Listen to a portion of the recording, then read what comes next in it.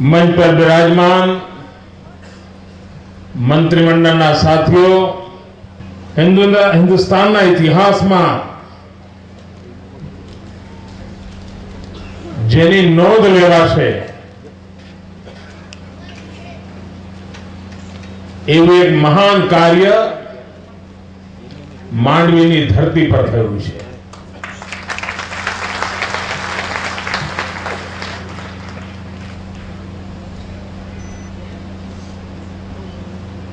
एक मुख्यमंत्री के नाते मुझे इस कार्य को करने का अवसर मिला, ये मेरा सौभाग्य था. लेकिन वहां तक पहुंचने के लिए जिन लोगों ने अविरत प्रयास किया, श्याम जी कृष्ण वर्मा इस विषय को लेकर के सभी सरकारों को बार बार जगाते रहने का काम किया, उनको याद दिलाते रहे कि श्याम जी की अस्थि विदेश की धरती पर है. देश की आजादी के लिए जिन्हें अपना जीवन खपाया था, उसके अस्थि प्रतीक्षा कर रहे हैं. इस काम को करने वाले प्रमुख लोगों में श्री विष्णु भाई पंड्या, श्री हिरजी भाई काराणी, भाई मंगल भानुशाली,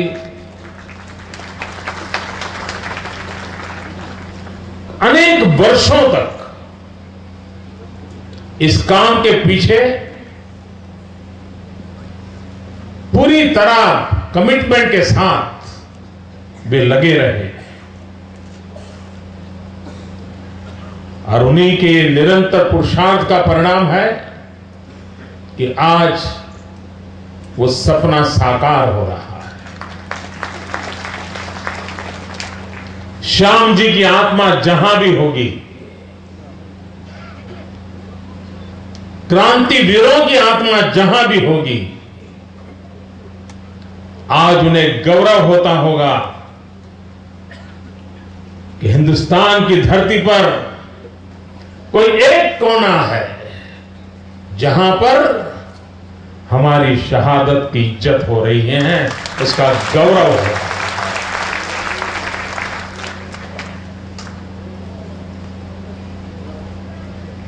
भाइयों बहनों,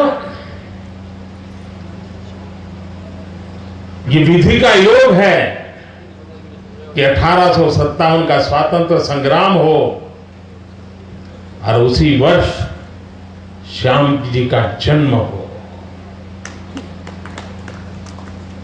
हमारे यहां कहा जाता है कि बालक जब मां के पेट में होता है और उस समय मां जिस वायुमंडल से परिचित होती है, उन सारी चीजों का प्रभाव उसके गर्भ में जो शिशु होता है उस पर भी होता है. उस 1857 के स्वातंत्र संग्राम की गूंज मां के पेट में, मां के गर्भ में श्याम जी ने सुनी होगी. और मां के गर्भ में ही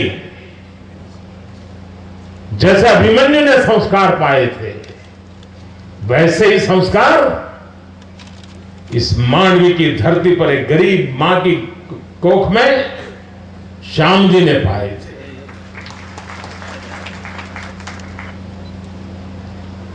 गरीब परिवार में पैदा हुए थे. कच्छ जैसे इलाके के, मांडवी जैसे नगर में अफाट सागर जहां सामने पड़ा है, एक कोने में जन्म लेना व्यक्ति अगर जीवन में उसको पढ़ने का सौभाग्य मिले तो क्या कुछ बनने के सपने नहीं होते हैं. सब कुछ बन सकते थे श्याम जी. और ये श्याम जी कृष्ण वर्मा के तीर्थ पर जब विद्यार्थी आएंगे, नौजवान आएंगे, मैं यहां के जो गाइड हैं उनको कहूंगा कि उनको समझाएं कि श्याम जी को जीवन में बहुत कुछ बनने के अवसर थे.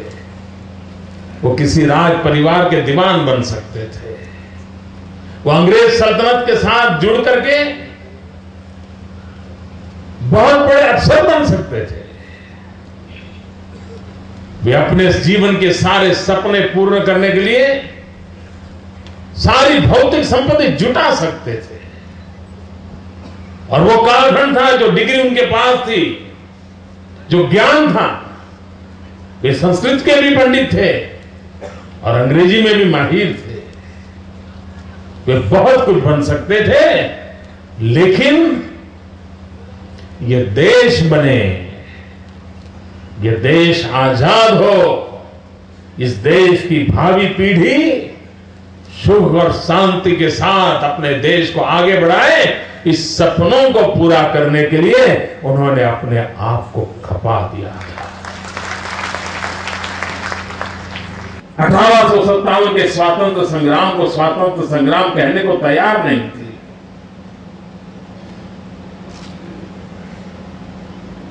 एक सरकार के खिलाफ सिर्फ सीमित आंदोलन के रूप में माना जाता था, उसे स्वातंत्र संग्राम कहने की साहस वीर सावरकर ने दिखाई थी। और इसी इंडिया हाउस में, इंग्लैंड में, अंग्रेजों के नाक के नीचे स्वातंत्र संग्राम के 50 वर्ष मनाए गए थे और श्यामजी कृष्ण वर्मा की प्रेरणा से मनाए गए।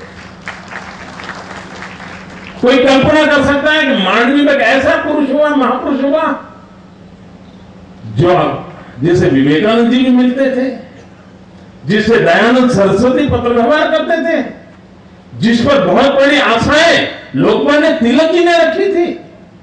हिंदुस्तान में आजादी के नर बांकुरे तैयार करने का काम करने वाले महापुरुषों में लोकमान्य तिलक जी भी थे। तिलक जैसे नौजवानों को देश में से खोजते थे, जो जला वतन की आग को लेकर के देश के लिए मर मिटना चाहते थे। लोकमान्य तिलक जी उनको श्यामजी कृष्ण वर्मा के साथ जोड़ देते थे, उनको लंदन की धरती पर भेजते थे, उनको ट्रेन करते थे। ये लोकमान्य जी के प्रिय थे और वीर सावरकर जी को लोकमान्य जी ने भेजा उनके पास। आप कल्पना कर सकते हैं कि कितना बड़ा व्यक्तित्व होगा। और दुनिया के उस जमाने के, दुनिया के जितने भी राजनेता थे, उन सबसे उनका सीधा सीधा संपर्क था। लेकिन ऐसे व्यक्ति को भुला दिया गया। 73 साल की उनकी जीवन यात्रा और 73 साल तक उनके अस्थि इंतजार करते रहे। वो जीवित रहे 1857 से 1930 तक, 73 ईयर उनका आयुष।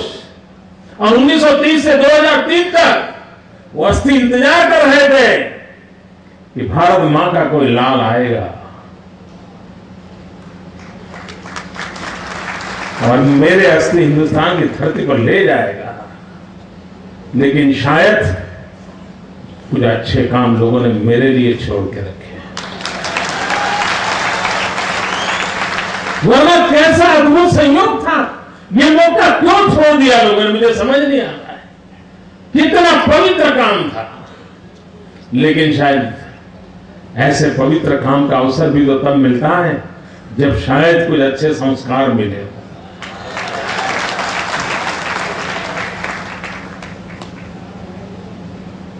मैं उन भाग्यवान लोगों में हूं जिसे बचपन से देशभक्ति के संस्कारों से सजा गया है, रंग दिया गया है। और इसके कारण कोई भी निर्णय, कोई भी गतिविधि सरकार किस दिशा में चलेगी, उसकी एक ही कसौटी है। हर निर्णय देशभक्ति की कसौटी से खरा उतरना चाहिए और हर काम आखिरी इंसान की भलाई के काम आना चाहिए। इन दो कसौटियों पर एक सरकार चल रही है और उसी का नतीजा है कि सामान्य मानवी के जीवन में एक बदलाव आ रहा है। ये गुजरात की गोल्डन जुबली का ईयर है। गुजरात को बने 50 साल हुए। गुजरात अपने गुजरात के नाते कार्य करके विकास यात्रा प्रारंभ की और इस गुजरात को बनाने के काम में पूरे गुजरात ने अपना शक्ति, समय, आंदोलन सब कुछ किया। नौजवानों ने लाठियां जली, गोलियां खाई, लेकिन उसकी प्रेरणा के रूप में काम कर रहे थे इंदु चाचा। और आज के अवसर पर इंदु चाचा को मैं इसलिए याद कर रहा हूं कि श्यामजी कृष्ण वर्मा पर सबसे पहली किताब जो लिखी गई वो इंदुलाल याग्निक ने लिखी। 1930 में श्याम जी का स्वर्गवास हो गया और 1935 में इंदु चाचा लंदन गए थे और वहां किसी के परिचय से वो पेरिस गए। पेरिस में सरदार सिंह राणा को मिले, श्याम जी कृष्ण वर्मा के निकट साथी मैडम कामा और सरदार सिंह राणा। पेरिस में वो सरदार सिंह राणा को मिले और सरदार सिंह राणा ने उनको एक पूरा बक्सा भर लिटरेचर दिया और बताया कि ये श्याम जी ऐसे महापुरुष थे जिनका 5 वर्ष पहले स्वर्गवास हुआ है। जब श्याम जी के जीवन में इंदु चाचा ने पढ़ा तो चौंक गए, ऐसा महापुरुष, इतनी बड़ी हस्ती, और वो भी गुजराती थी, कच्ची थी, सामान्य परिवार में पैदा हुआ था। और श्याम जी के उस व्यक्तित्व में, उसके मोह में इंदु चाचा बड़े प्रभावित हो गए और तब जाकर के इंदु चाचा ने श्याम जी कृष्ण वर्मा की जीवनी लिखी। वो पहली जीवनी उपलब्ध हुई और उसके बाद हमारे विष्णु भाई ने बहुत काम किया। कोई वर्ष ऐसा नहीं गया होगा कि उन्होंने गुजरात की जन चेतना को जगाने के लिए श्याम जी की याद न दिलाई हो। ये निरंतर काम चलता रहा, निरंतर काम चलता रहा। और काम भी, जब मैंने 1 साल पहले यहां भूमि पूजन किया था और तब मैं कह के गया था कि हम इसको बहुत जल्द पूरा करेंगे, तो लोगों को लगता था कि होगा शायद छोटा सा एक पत्थर डाल के खड़ा कर देंगे, स्मारक वारक बना देंगे। 1 साल के अंदर अंदर ये भव्य स्मारक खड़ा हो गया। और अगर चुनावों के आचार संहिता ना आई होती तो मैं 4 अक्टूबर का इसका लोकार्पण करने वाला था, उनके जन्मदिन पर करने वाला था। लेकिन आचार संहिता ऐसी चीज है कि फिर हमारी गाड़ी चलती नहीं है, गाड़ी अटक जाती है। उसके कारण लोकार्पण 2 महीना विलंब से हुआ। लेकिन जो सपना था 1 साल के भीतर भीतर इस काम को खड़ा कर देंगे, करके दिखाया। और मित्रों, ये कोई भव्य भवन के रूप में नहीं देखा जाएगा, यहां दिव्यता का अंश है। मैं खुद जब अंदर जा रहा था मैं अनुभव कर रहा था, जैसे किसी मंदिर में जाते हैं और एक अलग प्रकार की अनुभूति होती है, वैसे ही जिस क्रांति तीर्थ पर जाते हैं तो अलग प्रकार की अनुभूति है। मैंने जब अंडमान निकोबार के अंदर उस सेल्यूलर जेल को देखा था, वीर सावरकर जिस कोठरी में रहे थे उस जगह को देखा था, और जो अनुभूति मैंने उस धरती पर की थी। जब मैं भगत सिंह आजाद का जहां स्मारक बना है पाकिस्तान की सीमा पर, भगत सिंह को अंग्रेज सल्तनत ने लाहौर में फांसी दी और बाद में उसके परिवार को उनका शरीर नहीं दिया, जंगलों में जाकर के मिट्टी के तेल से उनको जला दिया था। उस जगह पर एक स्मारक बना है। फिरोजपुर से आगे मैं जब पहली बार उस धरती पर गया था, मैंने एक रोमांच का अनुभव किया था। मैंने तीसरी बार ऐसी अनुभूति इस इंडिया हाउस के अंदर की। मेरे पास शब्द नहीं थे, मैं जब घूम रहा था अंदर, मैं बोल नहीं पा रहा था। मेरे एक एक रौंगटे पर संवेदनाएं मैं अनुभव कर रहा था। ये स्मारक देश के लिए जीने की प्रेरणा देगा। श्याम जी ने देश के लिए लोगों को मरने के लिए प्रेरित किया था, देश के लिए खपने के लिए प्रेरित किया था। अंग्रेज सल्तनत जिस भाषा में समझे उस भाषा में समझाने के लिए उन्होंने नौजवानों को तैयार किया था। लेकिन वो सपना था ये भारत मां स्वतंत्र हो, भारत मां जगत गुरु बने। श्याम जी नहीं रहे, अंग्रेज चले गए, देश आजाद हो गया, लेकिन वो सपना अभी भी पूरा करना बाकी है। और वो सपना है ये भारत मां जगत गुरु बने, भारत मां विश्व गुरु बने। सुजलाम सुफलाम वंदे मातरम का गीत धरती पर सही रूप में हमें नजर आए। वो वंदे मातरम एक मंत्र न रह जाए, वो वंदे मातरम उस शब्द का एक एक अंश हम हिंदुस्तान की धरती पर कैसे उतारें, और वो प्रेरणा पाने के लिए ये क्रांति तीर्थ एक नई प्रेरणा लेकर के आया है।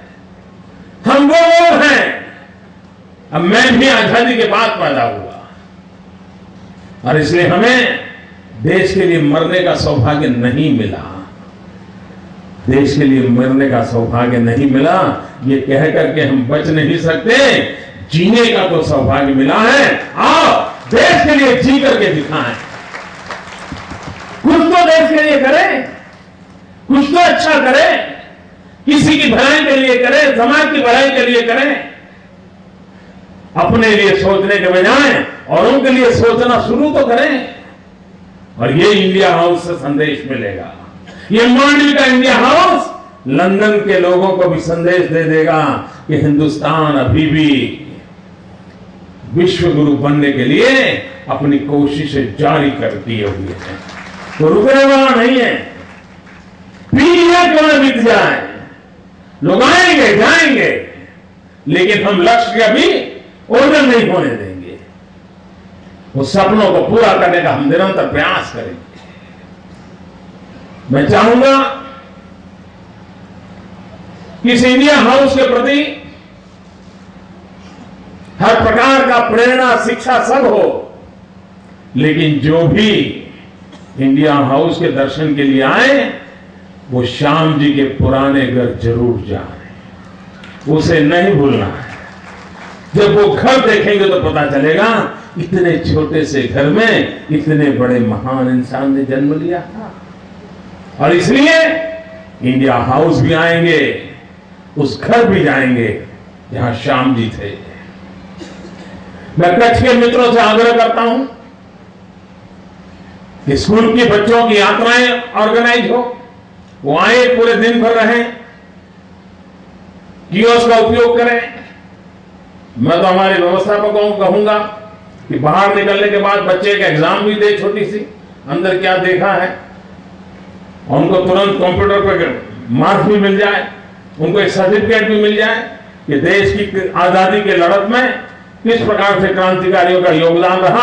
हर बच्चा एग्जाम देता हुआ जाएगा, सर्टिफिकेट लेकर के जाएगा, और टेक्नोलॉजी के माध्यम से काम आराम से हो सकता है। क्योंकि हम चाहते हैं कि हम इतिहास को भूलने नहीं देंगे दोस्तों, और इतिहास को भूलने नहीं देना चाहिए। और इतिहास अगर बनाना है तो इतिहास ही इतिहास बनाने के लिए शिक्षा देता है। जो समाज इतिहास भूल जाता है वो इतिहास बनाने की ताकत खो देता है। आज भी अगर हमारे मूल्य जीवित है तो रामायण और महाभारत की प्रेरणा के कारण हमारे मूल्य जीवित हैं। आज भी हमारे में शौर्य पड़ा है जो छत्रपति शिवाजी महाराज और राणा प्रताप की याद के कारण पड़ा हुआ है। यही तो जीवन होता है, और अच्छाइयों का जीवन अच्छाइयों के लिए आगे बढ़ने की ताकत बन के रखता है। ये त्याग, तपस्या, बलिदान ये क्यों हुए थे? क्या हम उनको भूल जाए? अगर हम भूल जाएंगे तो आने वाली पीढ़ी किस लक्ष्य को लेकर के जिएगी? हर समाज का कर्तव्य होता है आने वाली पीढ़ी के लिए कोई लक्ष्य छोड़ करके जाना। अगर आने वाली पीढ़ी के लिए कोई लक्ष्य नहीं होगा तो दुनिया के जिस प्रकार से अनेक समाज नष्ट हो चुके हैं, हम भी खत्म हो जाएंगे। हम तो मानव जात के कल्याण के लिए पैदा हुए हैं।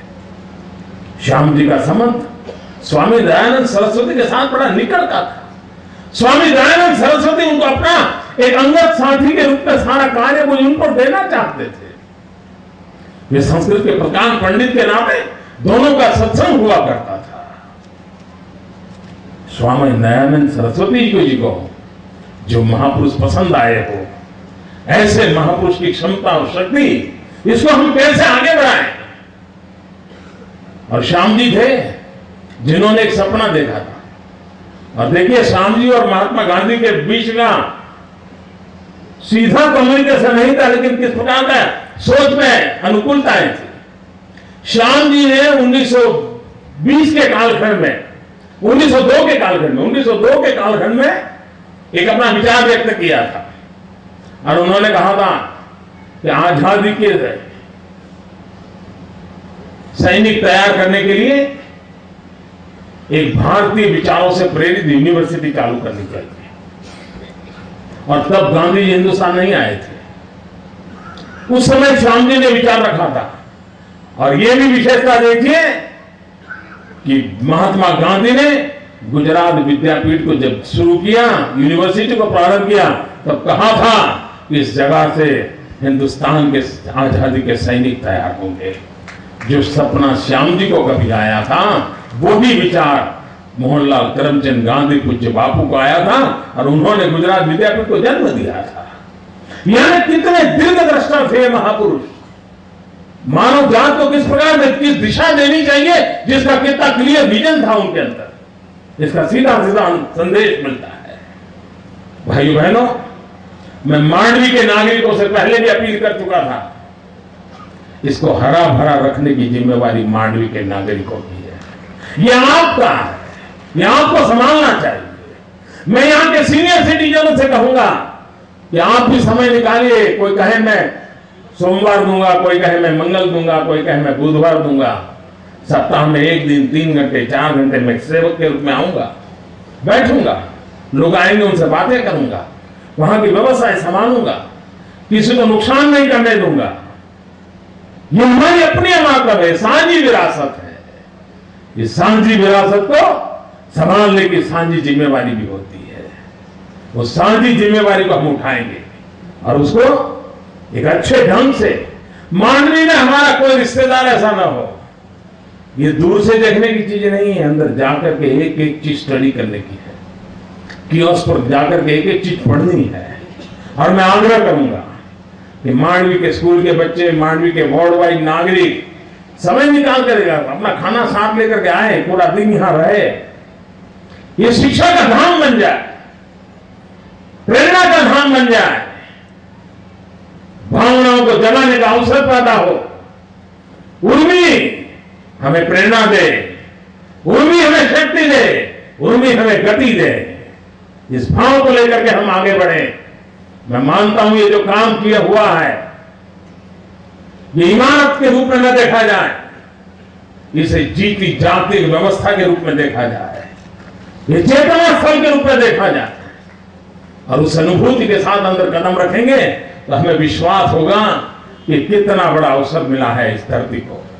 कच्छ के अंदर जिस प्रकार से टूरिज्म डेवलप हो रहा है, उसी प्रकार से मांडवी का एक क्रांति तीर्थ टूरिस्टों के लिए भी हिंदुस्तान के उस इतिहास जिसको बहुत दिनों से दबाया गया है, इतिहास के पन्नों से जिसे ओझल कर दिया गया है, नई पीढ़ी को उसको दूर रखने का प्रयास हुआ है, उस सच्चाई के साथ लोगों को जोड़ने का भी काम होने वाला है। भाइयों बहनों, मैं जानता हूं ये क्रांति तीर्थ बनाना एक सरकार है तो बन जाता, ऐसा नहीं है। इसके लिए भीतर भी जला वतन की आग चाहिए, तभी तो होता है, तभी तो होता है। वरना जो माहौल है, कोई सोच नहीं सकता ऐसा कुछ किया जा सकता है। सारी दुनिया टूट पड़ के ऐसा किया ही नहीं जा सकता है। एक ही गीत गाया जा सकता है, दूसरे गीत को अनुमति नहीं है। ये जो माहौल बना है, उस माहौल से बाहर आने का एक बहुत बड़ा पूरे देश को संदेश देने का काम इस क्रांति तीर्थ से हुआ है मित्रों। और मैं चाहूंगा कि देशभक्ति के रंग से रंगे हुए लोग हिंदुस्तान भर के अंदर देश के लिए बलि चढ़े हुए लोगों को याद करें, उनका गौरव करें, उनका सम्मान करें और नई पीढ़ी को प्रेरणा देने के लिए अवसर लें। हमें एक नई ऊर्जा मिलेगी, नई ताकत मिलेगी, देश पूरी शक्ति के साथ आगे बढ़ेगा। मैं फिर एक बार मांडवी वासियों को बधाई देता हूं कि आपके आंगन में जिस महापुरुष ने जन्म लिया, वो आने वाली सदियों तक लोगों को प्रेरणा देता रहेगा। ये धरती आपके लिए धन्य बन गई है, ये गुजरात की धरती धन्य बनी है, ये कच्छ की धरती धन्य बनी है, ये हिंदुस्तान की धरती धन्य बनी है। मानवता के लिए काम करने वाले जगत के कोई भी व्यक्ति के लिए यहां से प्रेरणा मिल सकती है। ऐसे ही क्षेत्र को हम संभालें, हम सजाएं, हम उसको लोगों के तक ले जाएं। इसी एक अपेक्षा के साथ फिर एक बार मैं सबको बहुत बहुत बधाई देता हूं, सबका बहुत बहुत अभिनंदन करता हूं। जय जय गरीब गुजरात, जय जय स्वर्णिम गुजरात।